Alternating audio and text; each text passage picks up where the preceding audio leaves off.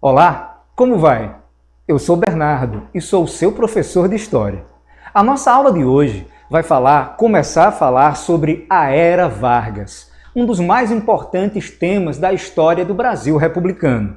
E nesse nosso novo momento, eu gostaria de começar falando justamente como foi o processo que levou Getúlio Vargas ao poder. Para que você possa entender tudo aquilo que levou Vargas ao poder, é necessário que você lembre que um pouco antes, o Brasil estava sendo governado por uma oligarquia. Você lembra? Oligarquia significa um pequeno grupo de pessoas muito ricas que governam um país. No caso do Brasil, a oligarquia que governava e que governou por 36 anos era a oligarquia dos proprietários de terra, os fazendeiros que produziam café e que produziam leite. Daí que alguns historiadores usam a expressão oligarquia do café com leite. Essa oligarquia se manteve no poder por 36 anos, utilizando-se de uma estratégia muito conhecida.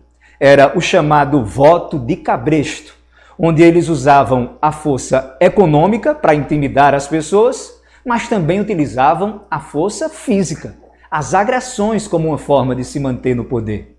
Através desses pactos, a oligarquia do café se manteve no poder por muito tempo. E Getúlio Vargas, que era governador do estado do Rio Grande do Sul, representou a quebra desse poder.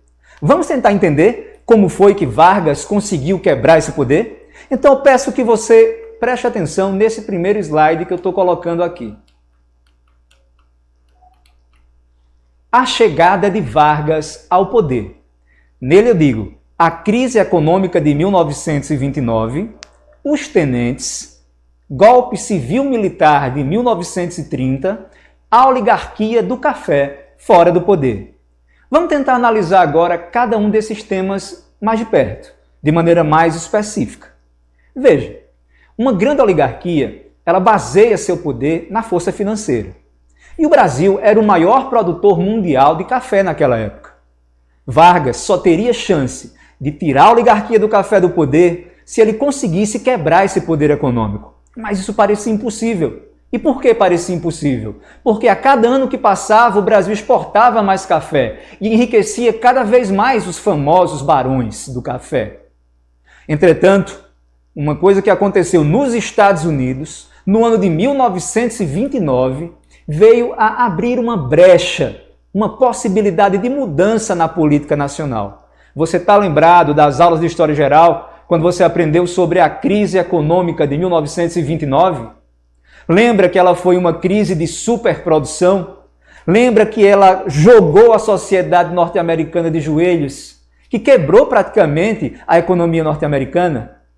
Mas ela não ficou resumida aos Estados Unidos. Ela afetou centenas de países pelo mundo, principalmente aqueles que tinham laços comerciais muito fortes. Dentre os países que tinham o maior laço comercial com os Estados Unidos, nós encontramos o Brasil. O Brasil era o principal exportador de café para os Estados Unidos. As exportações de café para os Estados Unidos era parte significativa da riqueza da oligarquia do café. Após a crise, o dinheiro para influenciar nas eleições diminuiu, e isso instigou os adversários políticos da oligarquia do café a pensar uma forma de retirá-la do poder. Outro elemento que também contribuiu para enfraquecer a oligarquia do café foram as mudanças sociais que começaram a acontecer naquela época. O Brasil, que sempre fora um país rural, estava começando a ter algumas cidades grandes e significativas. Ou seja, estava começando a surgir uma classe média urbana, muito intensa e muito ativa. Dentro dessa classe média urbana começaram a surgir pessoas, principalmente jovens, cujos pais não dependiam financeiramente da oligarquia do café. Pais que eram médicos, advogados, professores, comerciantes. O mundo deles era o mundo da cidade. Então, por não dependerem dos fazendeiros de café, eles se sentiam independentes. Esses jovens entraram para o exército, alguns deles entraram para o exército e alcançaram postos de oficialato. Eles eram oficiais de média e baixa patente. Eram tenentes, eram capitães. Eles tinham como projeto político para o Brasil acabar com a força da oligarquia do café. Eles criaram um movimento conhecido como o tenentismo. E esse grupo político dentro do Exército se achava o único capaz de moralizar o Brasil, acabar com a corrupção e de afastar de uma vez por toda tudo aquilo que lembrava a tradição rural encarnada na oligarquia do café. Então, além dos tenentes, além da crise econômica, o clima era tenso. Foi nesse clima de tensão que aconteceu a eleição presidencial. De um lado, o candidato de São Paulo, que representava a oligarquia do café, chamava-se Júlio Prestes. Contra ele, Getúlio Vargas se lançou candidato. E é interessante que você perceba agora que o vice de Getúlio Vargas era um homem que é conhecido hoje, inclusive, não mais pelo nome, ele enquanto pessoa, mas enquanto cidade. É João Pessoa. Associou agora João Pessoa, capital da Paraíba. Antes de acontecer o que aconteceu com João Pessoa, o nome de João Pessoa era Cidade da Paraíba. Então, de um lado você tinha Júlio Prestes, do outro você tinha Getúlio Vargas e seu vice João Pessoa. A eleição aconteceu como acontecia todas as eleições do período da oligarquia do café. Corrupção, fraudes, violência. O resultado final foi derrota de Vargas. A vitória coube a Júlio Prestes. Entretanto, Getúlio Vargas não reconheceu a derrota. E isso criou um clima muito tenso. Os apoiadores de Vargas não aceitavam Júlio Prestes como presidente.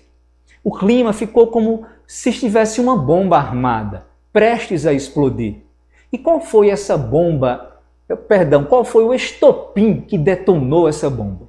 É por isso que eu vou falar para vocês agora sobre outra coisa, vou mostrar outro slide que tem a ver com o motivo que fez com que fosse detonada a bomba que levou ao fim do poder da oligarquia do café e que colocou Getúlio Vargas e o seu grupo no poder. Você pode ver aí no slide que eu trouxe um trecho de um jornal, da primeira página de um jornal. E em cima está escrito: o assassinato de João Pessoa em Recife. A página do jornal é o jornal A Folha da Manhã. E a manchete é: foi assassinado em Recife o senhor João Pessoa.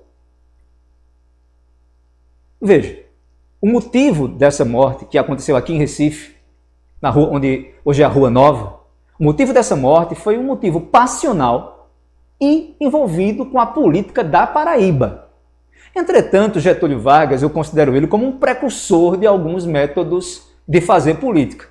Ele lançou mais uma fake news naquela época. Ele foi à rádio, foi aos jornais e ele disse que o assassinato de João Pessoa tinha sido algo feito, planejado, organizado pela oligarquia do café. Espalhou essa notícia e inflamou os seus seguidores. Quando, na verdade, o assassinato tinha acontecido por motivos pessoais, de ordem particular. Os argumentos de Vargas eram esses: não podemos permitir que um bando de assassinos assuma o poder no Brasil. Vocês querem que pessoas capazes de matar um político governem o Brasil? Temos que fazer alguma coisa. Incitando a população com esse discurso e apoiado nos tenentes, você lembra que eu falei dos tenentes? Os tenentes apoiando Vargas, tomam o poder à força através de um golpe, que os historiadores chamam de golpe de 1930. Quem é fã de Vargas costuma chamar de Revolução de 1930. Entretanto, não foi revolução, porque a participação popular foi pequena. Ele invade o Rio de Janeiro, a capital, força a fuga de Washington Luiz, o presidente, e toma o poder. Bem, nós vamos começar a falar agora sobre... É por isso que eu quero que você preste atenção nesse próximo slide, porque nós vamos começar a falar agora sobre quais foram as principais características dessa primeira fase do governo de Vargas. Logo que ele assumiu o poder através do golpe. Bem, o discurso dele, inicialmente, como você pode ver, era de um governo provisório. Ele diz aí, o governo provisório, que se estendeu de 1930 até 1934. E duas coisas importantes que você não pode esquecer dessa fase foi a intervenção nos estados e a revolta constitucionalista de 1932. Eu trago até uma imagem para você ver como era organizada a força militar dos paulistas. Bem, o que seria essa intervenção nos estados? Assim que ele assumiu o poder, o discurso de Vargas era: eu preciso varrer toda a influência dos paulistas do poder. Nós precisamos romper com o passado. E para romper com esse passado, ele acreditava que tinha que eliminar toda e qualquer influência anterior. Então, o que foi que ele fez? Tirou do cargo todos os governadores, com exceção de um, o governador de Minas Gerais. Eu sei que você deve estar confuso agora, mas professor, a oligarquia não era a oligarquia do café com leite, São Paulo e Minas não eram aliados? Era, até a eleição de Vargas. Nessa eleição, houve um rompimento, uma briga entre Minas Gerais e São Paulo. Então, o único governador que Vargas não tirou do cargo foi Antônio Magalhães, que era governador de Minas Gerais. Todos os outros foram retirados e, no lugar deles, Vargas nomeou interventores. O que eram esses interventores? Eram pessoas de extrema confiança dele, que fariam aquilo que ele acreditava que era certo e que era correto. Mas ele não ficou satisfeito apenas em tirar governadores, não. Tirou prefeitos, fechou assembleias legislativas, fechou o Congresso, câmaras municipais. Então, foi um período de praticamente uma ditadura. Só que quando ele era questionado, ele dizia, calma, tenham calma. Essa intervenção é temporária, é provisória. Daí o nome, fase do governo provisório. Ele dizia que era só até que ele conseguisse eliminar a ameaça, o risco da oligarquia do café voltar ao poder. Bem, eu acho que você não está pensando que os paulistas, principalmente a elite econômica paulista, iria assistir a tudo isso parada e calada. Você sabe que houve reação. E a reação foi com a revolta constitucionalista de 1932. Isso mesmo. Você pode estar se perguntando, mas professor, como é que São Paulo teve condição de lutar contra o exército brasileiro? Eu preciso que você entenda uma coisa. Até 1934, 1937, as forças policiais dos estados, elas eram muito independentes. Cada governador transformava a sua força policial quase num pequeno exército. E como São Paulo era o mais poderoso estado do Brasil, a força policial de São Paulo, a polícia militar de São Paulo, era praticamente um exército. Então os paulistas, usando seu dinheiro, seu fornecimento de capital, de armas e suas tropas, enfrentaram o exército federal, mas foram derrotados. A derrota encerrou uma página, mas levou a outra. E é nessa outra página que eu quero que vocês prestem atenção, porque nós vamos falar agora quero mostrar inclusive para vocês, nesse slide próximo que eu vou colocar aqui, sobre o próximo período.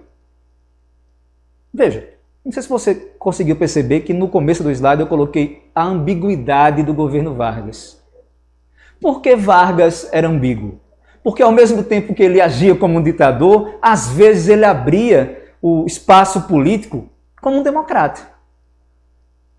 Então, após derrotar os paulistas, surpreendentemente, Vargas anunciou que o Brasil entraria numa época de democracia. Permitiu eleições para deputados. Esses deputados iriam fazer uma nova Constituição para o Brasil, que ficou conhecida como a Constituição de 1934. Essa Constituição trouxe coisas inovadoras, precisamos reconhecer. Coisas que se transformaram em sementes que vieram a trazer leis importantes para o Brasil. Por exemplo, nesse slide que nós vamos mostrar agora, está aqui escrito, olha, período constitucional, 1934 a 1937. A reforma eleitoral, as leis trabalhistas, os grupos políticos ANL, Aliança Libertadora Nacional, AIB, Ação Integralista Brasileira. Eu preciso que você entenda o seguinte. A forma como a oligarquia do café conseguiu se manter no poder durante tantos anos foi utilizando-se da maneira como aconteciam as eleições.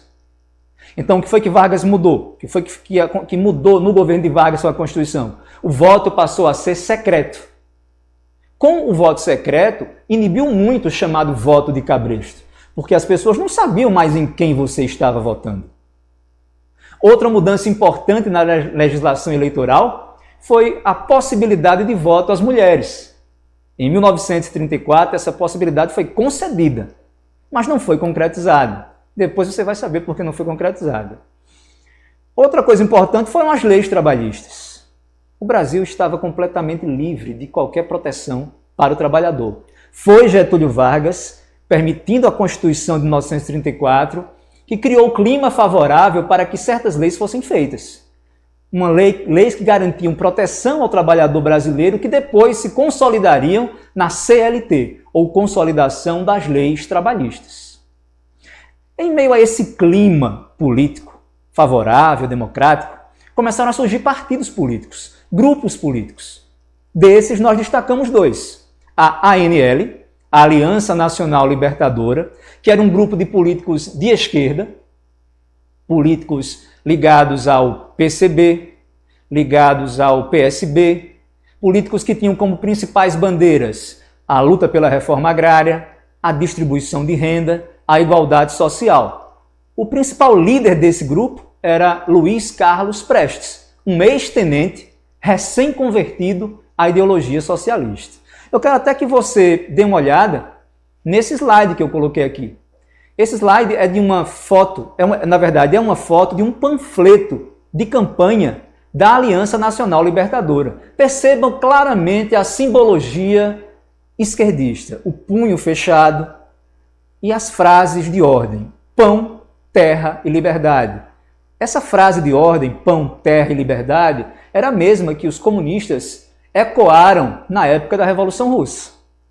Ao mesmo tempo que tínhamos a Ação Nacional Libertadora de um lado, no outro polo nós tínhamos um outro grupo político, a Ação Integralista Brasileira, ou AIB. Eu peço que você dê uma olhada nesse outro slide, onde eu mostro uma cena de uma reunião da Ação Integralista Brasileira. Olhe com atenção. Você associa alguma coisa? Me digam se não parece uma imitação de uma reunião do Partido Nazista ou do Partido Fascista. Veja, aquele símbolo lá no fundo foi feito para imitar a suástica. A saudação é a mesma saudação dos nazistas e dos fascistas. E é isso que a AIB representava. Um grupo político ligado ao fascismo e ao nazismo europeu que quis se instaurar no Brasil numa época de crise política para se aproveitar da expansão e favorecer a elite econômica através do racismo. Bem, esse era o conteúdo dessa nossa aula. Espero que tenha sido proveitoso para você. Não perca o foco e até a próxima.